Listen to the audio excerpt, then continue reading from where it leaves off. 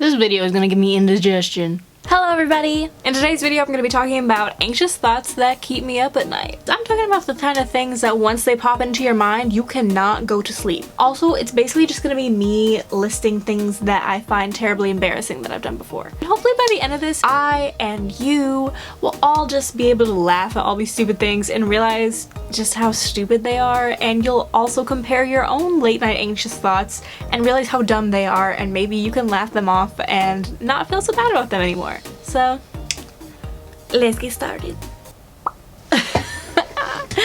This one kept me up so many nights.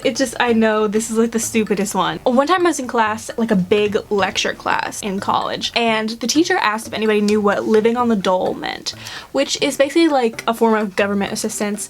And I knew this because of a Pretty Reckless song. I didn't really want to speak up because I'd never spoken up in this class, but nobody else knew the answer. It was really quiet. The guys in front of me heard me say, "Oh, I know the answer," and they were like, "Oh my god, raise your hand, raise your hand, raise your hand." So I thought about it, but at the time the words government assistance didn't come to mind. The only thing that I could think of was government handouts. Thankfully, I didn't raise my hand, and eventually the teacher just told us. But I almost did and said government handouts. And then later I thought, oh my god, I would have sounded like a Republican. That is truly the scariest thought of all. And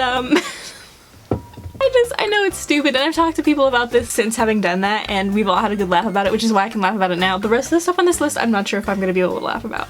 But let's see. On to the next. Okay, one time, also in college, I had to do this presentation, and everybody in the class that had gone before me had made a PowerPoint. It was suggested in the guidelines for this project and presentation that you make a PowerPoint, but it was kind of unclear whether or not it was required. And so I just thought, you know what, I hate PowerPoint, but everybody else is doing it, so I'm gonna do that.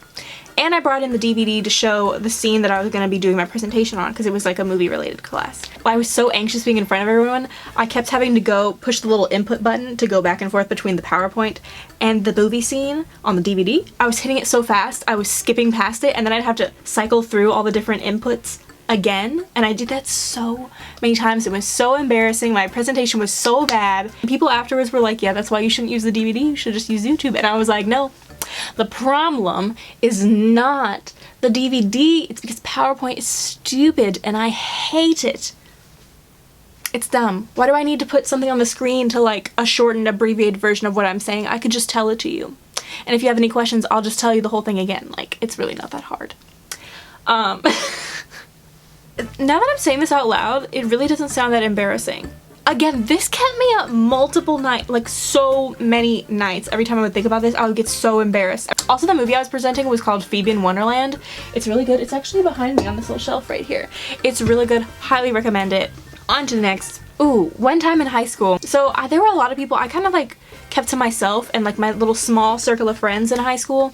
But I would go through phases where I thought, you know what, I want to be a more outgoing person. I want to be able to just talk to people.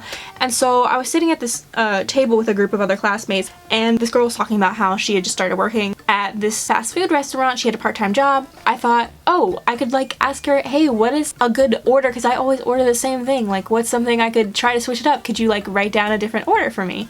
Thinking that this was like some cute like conversation we could have about food and we would like bond or something.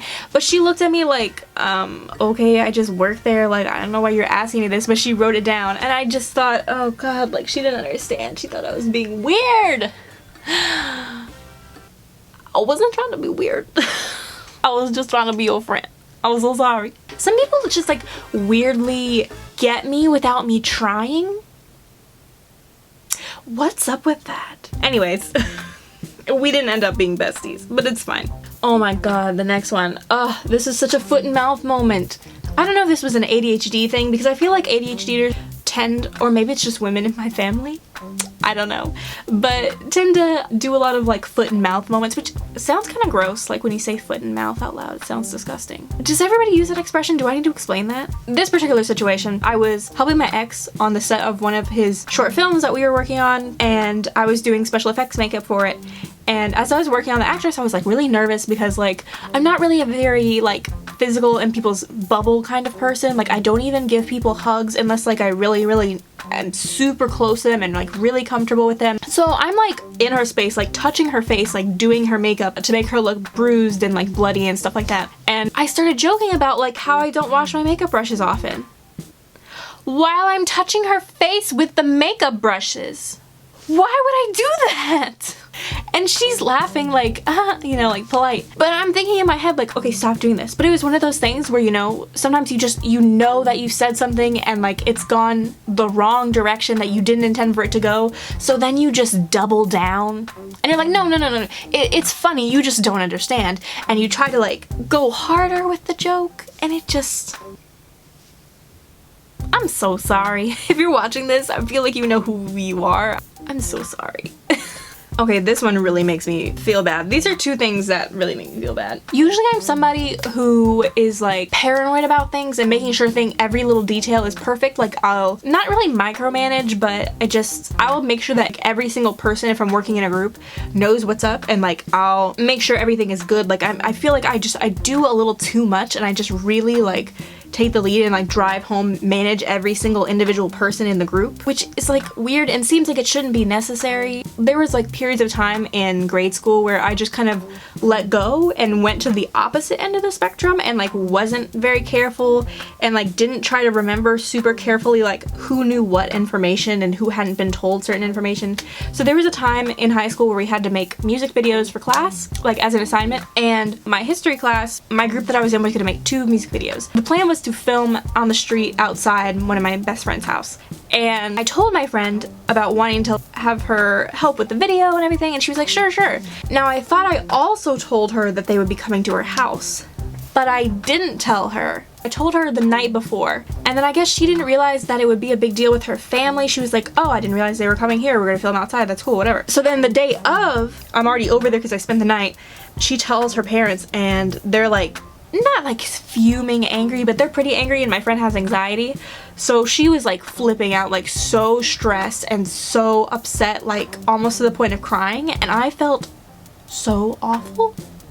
But it ended up all working out. It was like, okay, we sat like on in the entryway of her house and worked on perfecting this, making sure our song was good, and then went outside. So we didn't really walk around her house very much. But yeah, that was really bad on my part. I still feel awful about that. Picking up on that, one of the first like film projects that I ever worked on, this project that I actually, when I did it, I realized that I wanted to make movies. Because I realized I really enjoyed directing from this project. It was like basically our last chance to film the rest of the project that we were working on, with me and 2 of my friends. And I don't know how it happened, but we ended up filming on one of my friend's birthday, and her parents were supposed to take her somewhere afterwards, and we ended up going overtime, which was not, I don't think it was anybody's fault. I don't remember exactly how it happened, but I knew that if we didn't finish it right then, there was going to be some kind of issue. I don't know, there was going to be some kind of major issue that like we wouldn't have been able to film for like months if we didn't finish it that day or something like that. So I pushed, I was like, can we finish it? Like, it's just not going to happen if we don't do it now. Like, it won't. But I pushed for us to stay,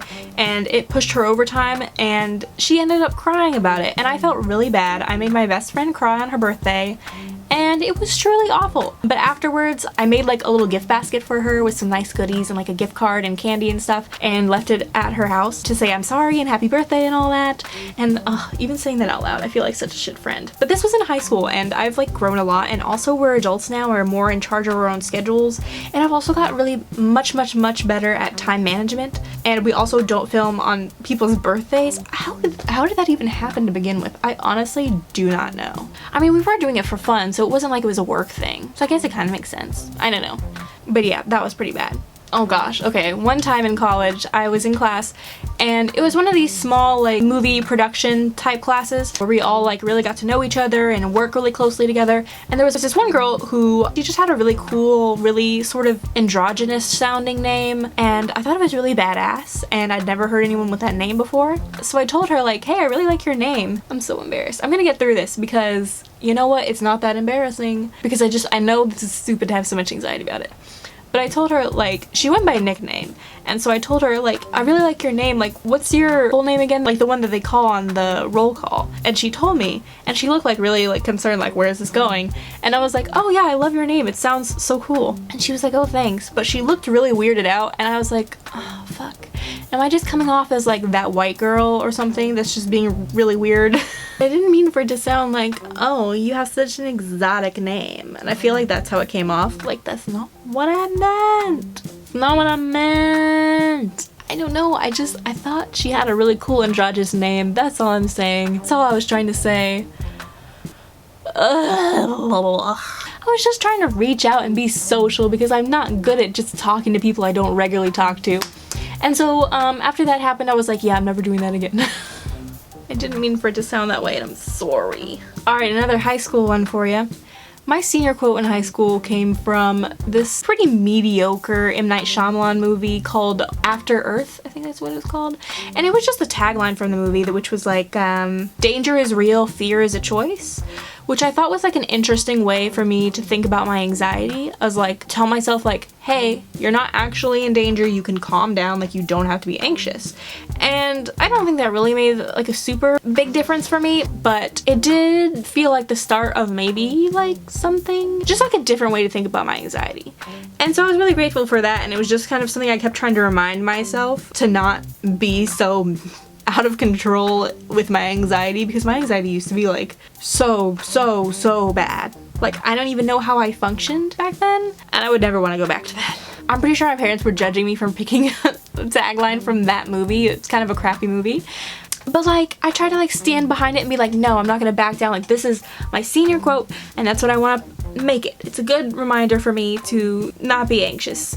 Although, for the record, like, you can't just choose not to be anxious, but you know, I was trying something. But yeah, it was just really awkward when there was like the senior ceremony or whatever, and they were reading out our senior quotes and then would like call us up to the stage for something. And so they read my senior quote and called me up, and I remember walking up to the front and feeling this vibe of like, oh, what is that supposed to mean? And bleh. Oh no, there was one other thing I was just thinking of, and now I've forgotten it. No, I forgot. I feel like it was something similar to this. Meep moop. Well, heck, I can't remember what else I was gonna say. So, I guess that kind of wraps it up for this video. Thank you all so much for watching, and I hope you will compare your own late night anxious thoughts, things that you're embarrassed about. I don't embarrass easily, but when I do, you can bet it's something stupid. Please also don't forget to subscribe if you're watching these videos and you're not subscribed. It would really mean a lot if you would. And you can also hit the bell icon so you can turn on your notifications and be notified when I post a new video. Yeah.